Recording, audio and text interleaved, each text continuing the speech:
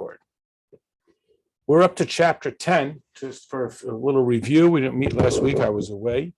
In this mimer, we are working off of the pasuk that Hashem instructs Moshe to command the Jewish people to bring to him the olive oil that will be used for the luminary to light the menorah. And we asked a number of questions about the particular wording.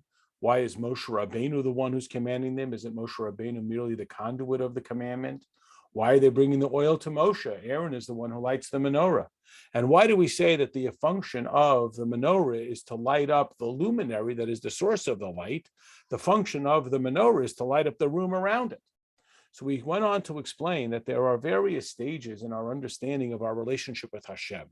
And since we are here to achieve a deep and meaningful and everlasting relationship with Hashem, in order to do that, we have to reach down into the very essence. You know, we always talk about truth in information, truth in our relationships. Something is true, as Torah defines it, that it's true under all circumstances. How do we discover the truth of something under all circumstances? That even if we take it to the most extreme, it's still going to be true. So if something's truth will fade away, we wouldn't call that false, but we would say it's not an ultimate truth. So if I tell you that water boils at 212 degrees, that's true, but it's only a contextual truth at sea level. If I go up on a mountain or in a valley, then the factors change, and so the consequence changes. When we talk about our relationship with Hashem, we want it to be true, that is true under all circumstances. What is the test case for the ultimate truth of our relationship with Hashem? That what if our relationship with Hashem is threatened with our relationship with our humanity? That is, to go to the extreme where they put the sword to his throat and they say, either bow to the idol or we will end your life. So is your relationship with Hashem even more important, even more central to your identity than your very physical existence, than your very human existence? And our argument is yes. And we demonstrate this from those circumstances. What have been some of those circumstances historically?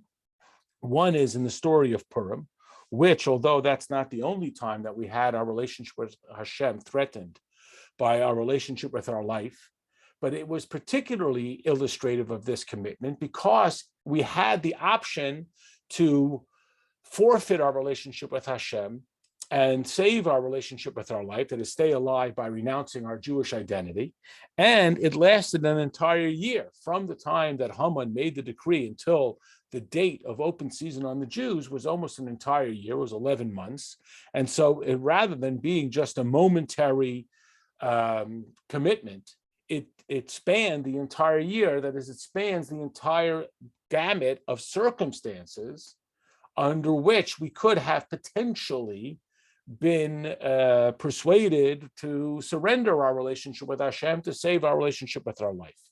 The Rebbe then fast forwarded this to the previous Rebbe who taught this mimer originally that we are expounding upon and analyzing in 1927 Soviet Russia, when there was a similar circumstance. There was a threat against Jewish identity that resulted in the previous Rebbe being arrested, and many millions of people being murdered. And the Jews stood strong. And from there, our Rebbe extrapolated to 1980s America, where we don't have that same exterior threat. There's no one saying that if you go to shul, we're going to shoot you. And as a consequence, maybe our mitzvah observance starts to slack off a little bit. And as we've talked about, of course, we're not campaigning for anti-Semitism, but nothing will get Jews excited about their Judaism like anti-Semitism. So here the Rebbe talks about how we can touch this essential level of our relationship with Hashem without having to experience the threat of annihilation. So in chapter 10, we say that we can add that this level that is called the source of the light, that is the source of our relationship with Hashem, which is not, well, I like it, because there's the one thing that we like the most is being alive. There's nothing that we like at a human level more than that.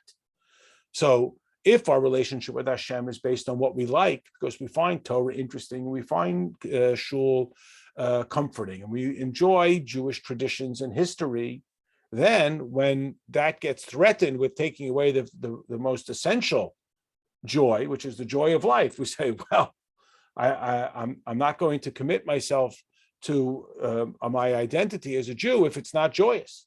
So our relationship with Hashem is not the product of our personal pleasures. And I don't mean that to be shallow.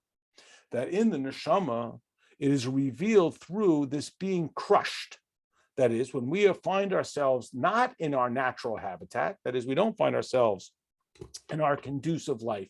And just as a shameless crossover, all these examples where we have these shluchim who are in places like Myanmar, or we have these kids who are in university, not places that are naturally supportive of Torah, then they go seek out the Chabad house. And that's why we're so impressed by their neshama, that when it comes to life with such intensity, because they live in shopping mall America, and there's nothing that's compelling them, and yet they find this great desire. That's the ma'or, that's the very essence of their light, because they're surrounded by all kinds of fun stuff they could do. The kid who goes off to college could do their studies, and they could participate in plenty of social activities. And the fact that they show up at the Chabad house, which isn't maybe the most glamorous, most beautiful building that you on the entire campus, and it's not going to necessarily make them more popular, but it brings them, or brings out, or it addresses the essence of their soul that is crying out for this. This is the supreme level, even more personal, and thus more impactful than that which is manifest through Mesiras Nefesh, through the surrender of self. Because one thing that the surrender of self could be prompted by is a momentary excitement, where the person like holds the nose and jumps into the deep end of the pool. But here we're talking about a sustained illustration and expression of the essence of my soul. And the concept being that amongst the reasons why Torah, the Torah giving is only called the beginning. And remember, we emphasized that on Purim, the people affirmed what they committed themselves to at the giving of the Torah. Ironically, that at the giving of the Torah, they were at the loftiest spiritual level, but that's just called the beginning. And at the time of Purim, they were at a pretty lowly level because they were living in somebody else's environment. And yet that's called the affirmation. Why? Because the commitment that the Jewish people made at the time, and it was coming up to Shavuos, where we said, we will do it, even though we don't yet understand it. Because, doesn't make any sense. It's not a smart thing to do. You never sign a contract you haven't read. So why would we commit ourselves to Hashem, to fulfillment of mitzvahs, before we know exactly what we're getting ourselves into? Because it's not that we decide that we like this idea, it's that we love Hashem. So whatever Hashem wants, we're ready to do. It's the fact that Hashem wants it. So this was at the time of Sinai. Of course, we're swept up. God reveals himself. We just left Egypt, crossed the sea. We're in such a spiritually uplifted mood and such a close sense of God's care for us. Of course, we're going to say yes. Who would do otherwise? Now, contrast that with the time of Purim, where you have this decree hanging over your head. And Haman has got the writ to destroy everybody. So on a nice, warm, sunny day, and we're dancing with the Torahs, everybody's in. Yeah, but what happens when things look pretty bleak? That's where real trust in Hashem comes, when things don't look so obviously godly. And we could add that this commitment, this amunah, this absolute alignment with Hashem comes from the idea because our neshama always sees godliness. Meaning, when we're at Sinai, we all see godliness. That's a simple step forward. But what happens when all we see around us is antagonism and despair and hopelessness, and all we see around us is suffering, our own or other people? We don't see godliness. Our neshama still sees it. There's a story about a chassid who came to his Rebbe and he said, I don't really believe in God. So the Rebbe said to him, why not? He says, well, I never saw God. So the Rebbe says to him, do you believe that the Tsar exists? He says, yes. Did you ever see the Tsar? Of course not. They live in some little tiny town and the Tsar is out in the capital. So why do you believe the Tsar exists? He says, well, my brother saw the Tsar and I trust my brother. So the Rebbe says to him, trust me. In other words, the Rebbe is saying that he sees godliness. Now, this is not only a quaint story, this is a very profound strategy, just to use an extreme illustration of it, in the world of addiction and AA and so forth. The person who's just starting and he finally recognizes that he has a problem and he comes to his first meeting and he's assigned a mentor. He says to the mentor, I don't believe I could stop doing this. I can't believe that I will stop fill in the blank, drinking, gambling, whatever it is. I don't believe that it's possible. The guy's 20, 30, 50, 70. He can't believe that it's possible. So the mentor, who's a person who's got sobriety, he says to him, but I believe. So you rely on my belief. You don't believe, but I do. So you rely on my belief. Well, in a similar sense, the Rebbe writes here that the neshama always sees godliness, even though all I can see around me is despair and sadness and dead ends everywhere I turn, and poverty and hunger and sadness. But the neshama always sees Hashem. And if we will rely on the neshama, then we will be able to withstand even the threats of Achashverosh, because we reveal that we are committed to Hashem even when we don't see Hashem, because we're relying on the Rebbe who sees Hashem. We're relying on the neshama. We're relying on the mentor who was in that lowly place and never saw a way out, and yet he found his way out, and therefore he believes that the other person can find their way out. And even though that person doesn't believe in himself, he puts his faith in the mentor.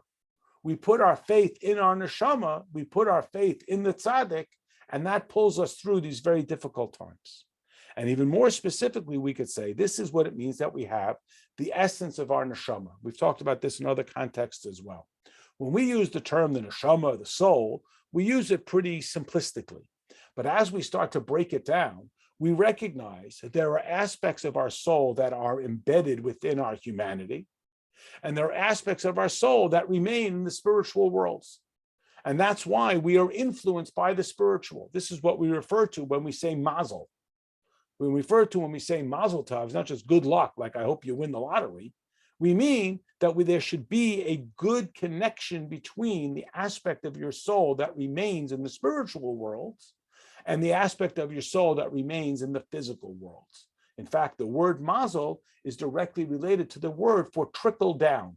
It should trickle down from the heavens into your humanity, if it's a mazel tov, if it's a good trickle.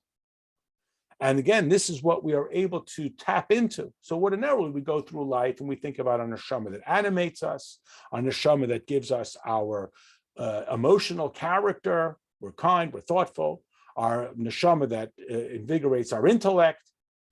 But we are reaching here for a level of our neshama that is outside of our human experience. At the revelation of the essence of our neshama that comes through the total Mesiras Nefesh, that will literally surrender our very existence. This only touches on what we can see, touch, and feel. That is the humanity of our neshama, that we're willing to give up our humanity for our godliness, because my primary identity is my spiritual self. Just like we see that there were people who lived under very difficult times, and here it's referencing the times of Stalin and so forth, and they had this incredible persistence, and they endured all kinds of horror. But what happened? They were able to finally get out. They were brought into a situation that was supportive. They came to Eretz Yisrael, they came to America, and all of a sudden, when there wasn't this external pressure, their commitment to Yiddishkeit started to fade. It started to get weaker. So what happened? It was, again, this crushing of the humanity that exposed the innate godliness. And that innate godliness that was always there came to the fore. When that external pressure left, the animal soul was able to reassert itself to combat and battle the godly characteristic. And this revelation of the essence was the product of the breaking down of the humanity. You know, unfortunately, there's a certain phenomenon that exists, that when there's scarcity, everybody rallies together. But when there's abundance, everybody hides in their own homes. They all isolate themselves. They shelter in place. So again, not that we're looking for suffering, but there's a phenomena, sort of a red badge of courage phenomena, where people are hoping that there'll be some sort of tragedy so they could all rally together because there's this great sense of camaraderie. You hear these wonderful stories of heroism during a hurricane where the person says, I'll go and drive out to this place and bring this mother, food for her babies. I got my pickup truck. I'll go out there. Yeah, we get all riled up. Then it passes and we say, hey, would you go across the street? I'm tired. The ball game's on, whatever it is. From the essence of the soul, the way it is rooted in Hashem, which always remains, that is thus stripped down from its humanity, then it reveals itself.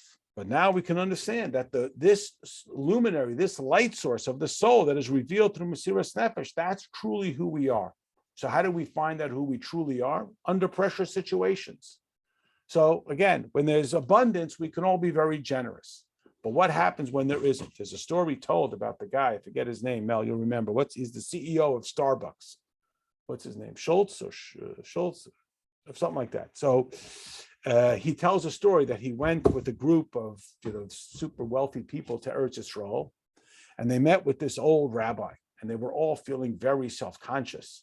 And this rabbi had been through the worst of the Holocaust, and here are all these big shot guys, and they're standing in his study, and he looks up at them, and they're feeling very humbled by this man, even though they're all these big shots. And he says to them in his broken English, tell me, what did we learn from the Holocaust? But he says it with fire in his eyes, and they are frozen. And here they are, the biggest big shots in the world. The guy's the CEO of Starbucks, and the guy next to him is the CEO of this company and that company. And they feel like kids in the principal's office. And this rabbi looks at them again with fire, and he says, what did we learn from the Holocaust? No one knew what to say. And finally, after what felt like an eternity, the rabbi said to them, what we learned is, will you share your blanket with the other guy? That's when they have stripped down your humanity, when they have completely annihilated your humanity, will you forfeit your humaneness? And it made a very big impression on him because, people can get into that circumstance where I have so much, I can do anything. And this is that level called the ma'or, the source of light, when it all else has been taken away. And a little bit, there's like a reprimand. When the Jews were living in Soviet Russia and there was all this oppression, they rose up, they stood tall. Now they're in couch potato America, and it fades. And they need to push back against that so that they can reveal the essence of their neshama, not because of some external pressure, because that is truly who they are. We're coming up to Shavuos, which is very much that idea. Okay, that finishes the chapter. It's late now, so we'll stop here. I'll send out the recording. Tomorrow night we'll learn some Parsha, and we'll see you then. Sei gesund. Good night, good night.